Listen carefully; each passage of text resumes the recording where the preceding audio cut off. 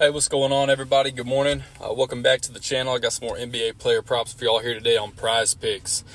All right, guys, if y'all are new to PrizePicks, use this promo code right here down below. As always, to get yourself signed up. If you're a first-time user, use that, and it will get your first deposit instantly matched up to $100. So for new users, double your money there using that promo code. All right, guys, so we are on to Game 5 of the finals. In my opinion, it's going to be the closeout game. I don't think it's going to go much further, any further than today.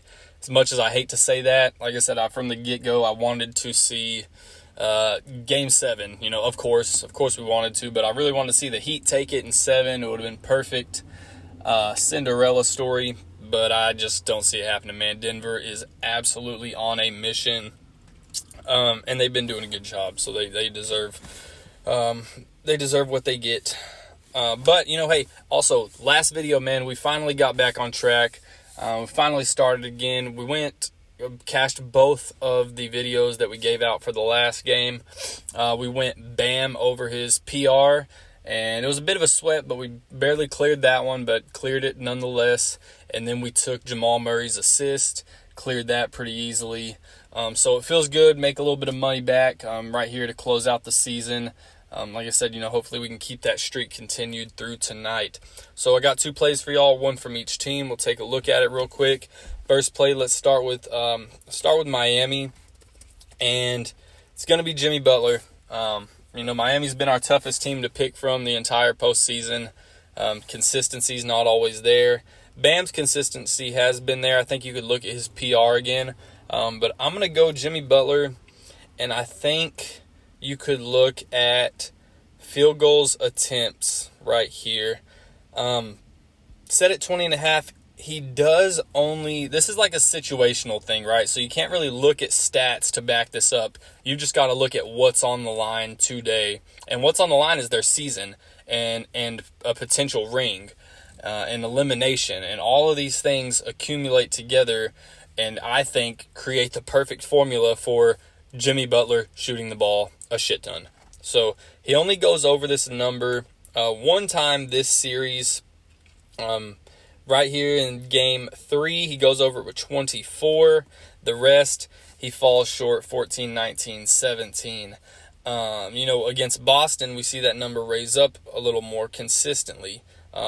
New York, he does it a couple times. Milwaukee, he does it quite a bit. But like I said, I just think it's one of those situational things, man. It's I guess you could say it's sort of a gut feeling, but I think all signs are pointing to it. The game is, you know, going to have to, if it's going to be saved and someone's going to step up and try and get this thing back together and keep it from getting out of hand, it's going to be him and it's going to be Bam. And I you know, Jimmy Butler's not, he has more range, right, than Bam. Those two are going to be your shooters. But Bam, he's going to have to shoot from down low. He's not too much on, you know, the mid-range and outside the arc, obviously. Jimmy Butler, I think it's a little safer because he'll shoot from anywhere, right? He's one of those guys, he'll shoot from absolutely anywhere. So I think it's a good spot. As long as it stays competitive and it doesn't get absolutely disgusting and they just have to pull everyone in the end, like Game 7 of Boston, Miami, where there was just not a shot in hell and no point for anyone to be out there halfway through the fourth quarter. So as long as it stays competitive and all looks good there, I think this is going to be the way to go here for Miami. So JB over his field goal attempts. Next side, feel a little better about this one. Give me Joker, and I think you could go fantasy score right here. 60.5 fantasy.